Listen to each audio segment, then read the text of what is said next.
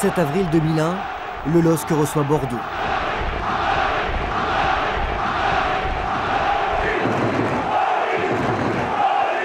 Ce soir-là, près de 20 000 spectateurs acclament l'entraîneur le plus populaire de l'histoire du club et peut-être le plus sensible. Cette acclamation, c'était vraiment émouvant, quelque chose que je n'oublierai jamais.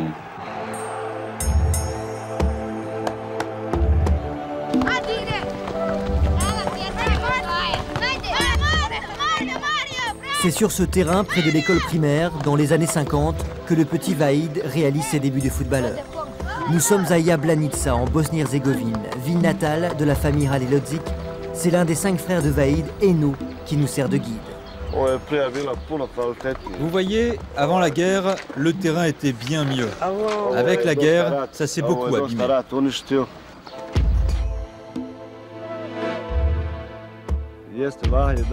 Vahid a marqué beaucoup de buts ici. C'était un grand dribbleur.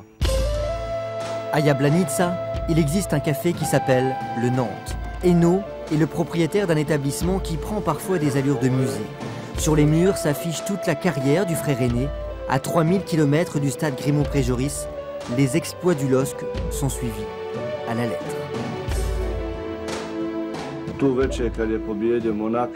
La nuit, quand Lille s'est qualifié pour la Ligue des Champions en battant Monaco, le café était plein ici. On a fait une énorme fête. C'est dans ce stade de Mostar que le talent de Vahid Halilodzic s'est dévoilé. En 1981, le FK Vélez remporte la Coupe de Yougoslavie. L'attaquant bosniaque inscrit 2 buts et devient l'idole de toute une vie. Là, il goûte pour la première fois à une popularité qui le dépasse. Je me souviens, Lille n'a pas dormi pendant 7 jours. Ça a été fait toute la nuit, toute la journée. Et à cette époque, pour moi, c'est impossible de vivre dans cette ville. Je me souviens, chaque soir, devant mon appartement, il y avait 1000, 2000 personnes qui ont chanté, crié mon nom, toute la nuit, toute la nuit.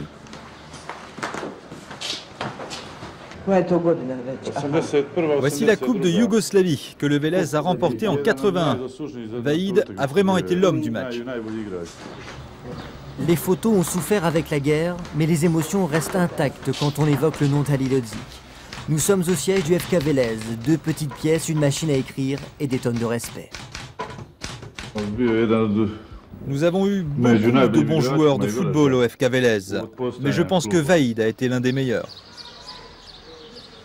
À quelques centaines de mètres du siège du club, chaque matin, un homme vient prendre un café dans ce bar de Mostar. Souley Rebats est âgé de 75 ans, c'est le premier entraîneur de Vahid. Il décrit le caractère d'un jeune joueur bouillonnant et sanguin. C'était une vraie tête de mule. Il avait un caractère vraiment difficile, imprévisible. Il se mettait très souvent en colère. Et puis dans la minute suivante, il retrouvait tout son calme. Il était comme ça. En 1981, à l'âge de 29 ans, c'est le grand saut vers la France, direction le FC Nantes. Vahid débarque dans une équipe composée des Henri Michel, Bruno Baronchelli et autres, Éric Pécou. La Bosnie est très loin, l'intégration dans la maison canarie est difficile. Je voulais même quitter parce que c'est difficile. C'est pas facile d'entrer dans la famille nantaise. Vous savez, c'est une université assez fermée comme ça. Après, j'ai entré avec 2 pieds, si on peut dire comme ça. En 5 ans, Vahid Halilodzic va inscrire 94 buts. Le regard se dirige désormais vers le haut, vers le classement de meilleurs buteurs. C'est une véritable histoire d'amour qui s'écrit entre l'attaquant yougoslave et le FC Nantes. Un titre de champion de France et la découverte de l'orgueil d'un attaquant hors norme. On pouvait gagner des matchs avec des scores importants, mais s'il n'avait pas marqué, il était déçu. Il aimait toujours marquer, il voulait marquer des buts. C'était vraiment un véritable buteur, un très grand buteur. Des buts, Vahid en marquera encore lors de sa dernière saison au Paris Saint-Germain. Un dernier contrat financièrement intéressant, presque impossible à refuser. Mais en août 1986, tout s'écroule. Vahid perd sa mère. Après 17 ans de carrière, à 34 ans, il arrête, malgré des propositions d'autres clubs. À cette époque, j'avais une proposition de Strasbourg. Très intéressant financièrement, encore une fois, mais j'étais vraiment dans ma tête saturé, fatigué. J'ai décidé d'entrer chez moi. De retour en Bosnie, l'homme atteint alors une popularité qui le suit encore aujourd'hui.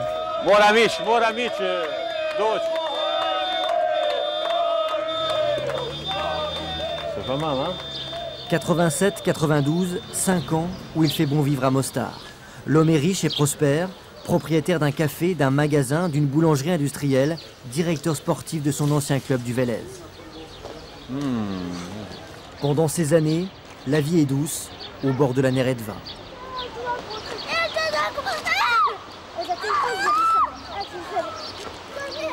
C'est vraiment belle. Vous ne pouvez pas imaginer combien bel endroit il y a partout. Hein. Comme vous avez vu là-bas, il y a milliers et milliers.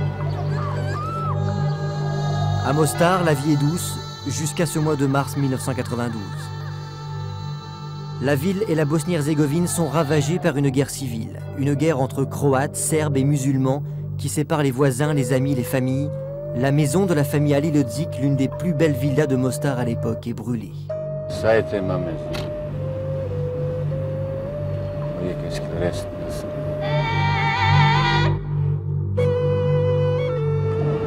Dans le jardin là derrière, oui.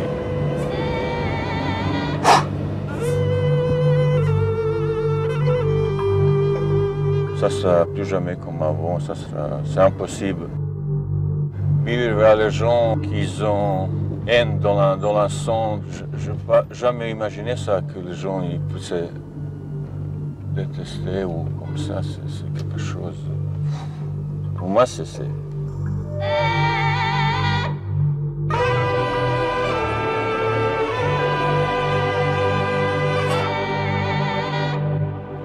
Je ne peux rien faire, c'est ça qui me fait tellement mal. Depuis des années, je passe un 12 jours et après je quitte tout de suite parce que je ne peux pas. Je suis malade. J'ai besoin de 3 jours un petit peu pour se réconcilier avec moi-même. Pendant ces mois de guerre, Vahid Alilodzic, bosniaque musulman, se battra sans armes, en aidant des femmes et des enfants à se réfugier hors de la ville, hors des balles. Ce sont des personnes que j'ai sauvées directement. Ils voulaient tuer. J'étais pas hasard là et les femmes, le garçon, il voulait, je le sauvais. Je ne pouvais pas imaginer combien de fois j'étais dans un danger. Moi, je ne comprends pas comment je restais vivant à cette époque. Au fil des mois, quitter Mostar devient la seule solution, le seul moyen de continuer à vivre. Beauvais, dans l'Oise, un petit club de division 2, décide alors de lui donner sa chance. C'est ici qu'il fait ses premiers pas en tant qu'entraîneur. Une nouvelle vie qu'il aborde sans aucune crainte. J'ai une grande expérience comme joueur, 25 ans je suis de football, il n'y a pas rien de nouveau pour moi. Ses premiers résultats sont excellents. Beauvais se met presque à rêver de division 1. Mais la deuxième partie de saison est beaucoup moins bonne et les Beauvaisiens terminent en fin de classement. Vahid est élu deuxième meilleur entraîneur de D2. Je ne prends pas n'importe quelle équipe. À la grande surprise de ses dirigeants, il quitte pourtant le club au bout d'1 an sans demander d'indemnité. Je préférais quitter le club comme rester en club pour jouer un rôle, 12e rôle, rester entre 10e et 15e place, ça ne m'intéresse pas parce que j'ai ambition. Son ambition, sa soif de reconnaissance, son sens de l'honneur vont lui faire vivre 3 années de chômage. C'est peut-être la période plus difficile de ma vie, plus difficile comme la guerre. Juventus de Turin, Ajax d'Amsterdam, Bayern de Munich, Barcelone, il en profite pour visiter les plus grands clubs d'Europe. C'est une période très enrichissante de mon développement, de mon vision de jeu, de mon vision de tout ce qui se passe dans le haut niveau du football.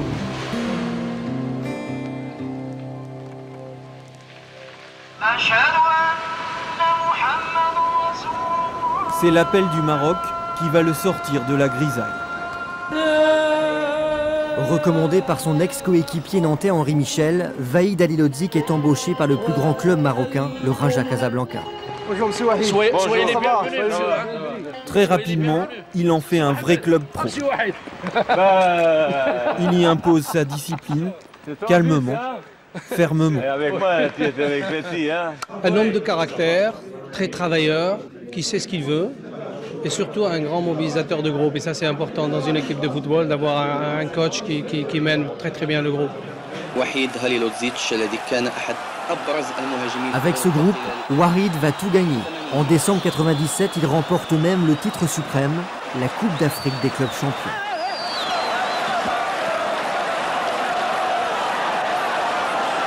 Je ne peux pas même imaginer ça. Il y a 2 mois que je suis arrivé, gagner Coupe de Champions. Je pense qu'on a mérité cette victoire largement. Et je suis fier de mes joueurs. Merci. Si on y ajoute le titre de champion du Maroc, on comprend mieux la popularité de Vaïd à son retour ici en avril dernier. Comme à Mostar, Nantes ou Beauvais, il a laissé une empreinte très forte. C'est aussi un nouveau départ pour sa carrière. Champion d'Afrique et champion de Maroc, il me donnait un petit peu le carte visite plus important que j'avais avant, parce que j'étais jeune entraîneur, j'ai juste démarré dans ma carrière et quand on gagnait le titre, bien sûr les gens s'intéressent de vous. En septembre 1998, il entre pour la première fois sur le stade Grémont-Préjoris. J'ai dit, je pense que vous avez honte. Maintenant, on se trouvait à 17e place. On va remonter plus vite. Il va devoir relever le plus grand défi de sa carrière d'entraîneur.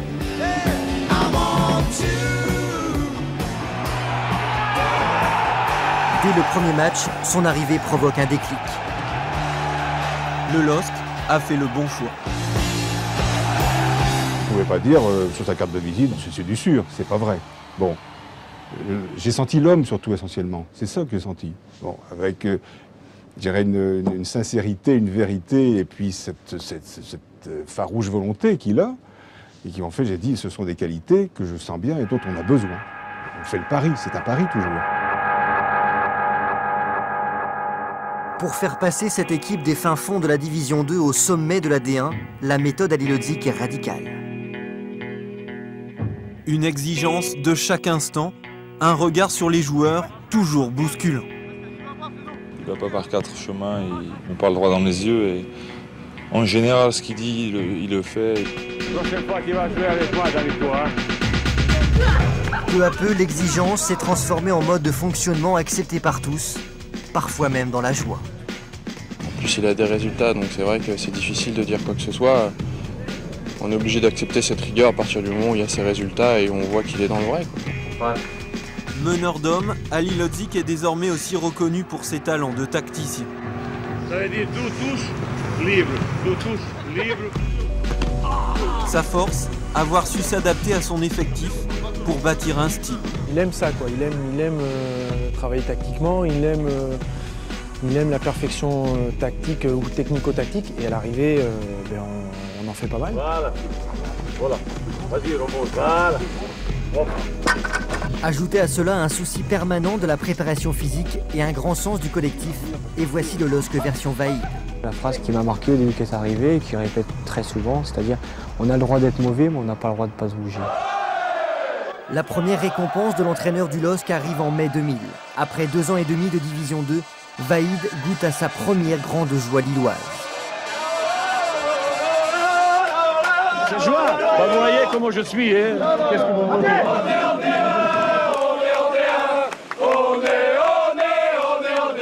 Tout gagner au travail. Secret, c'est travail. Mais jamais dirais qu'on a gagné grâce à moi, jamais. Et pourtant, derrière cette modestie, il y a une réalité. Vaïd Halilhodžić attire la lumière. Le public l'a adopté, il fait le spectacle, fait parler de lui, de ses excès. Il a un côté artiste, showman, mais c'est dans le naturel. Parfois, peut-être, il en rajoute. Il est acteur. Il est acteur. Mais je pense que ce n'est pas caractéristique que de Vaïd. Je pense que tous les Slaves sont un peu comme ça, acteurs.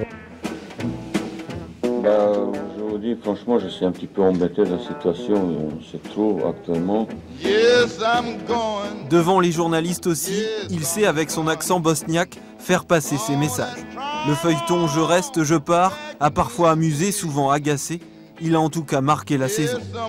Si je quitte, lorsque ça veut dire chez moi, il se passe quelque chose que je n'étais pas content.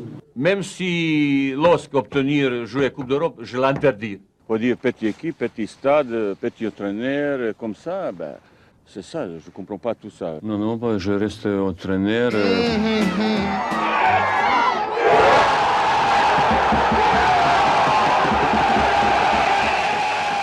Une nouvelle fois, tout lui sera pardonné grâce aux résultats.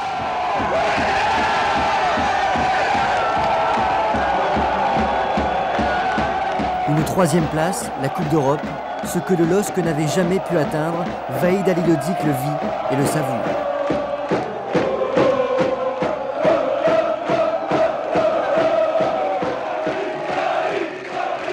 C'est tellement fort, c'est tellement incroyable. Comment on a cherché cette récompense pour jouer à la Champions League. Mais notre aventure continue. C'est fini, je peux plus.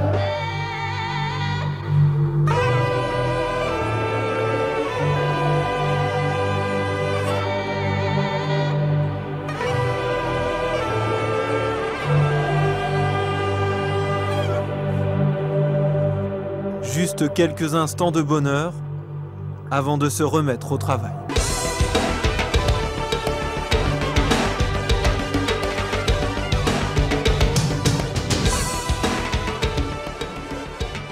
C'est une revanche, tout ce qui m'arrive actuellement, et je ne suis pas arrêté encore là.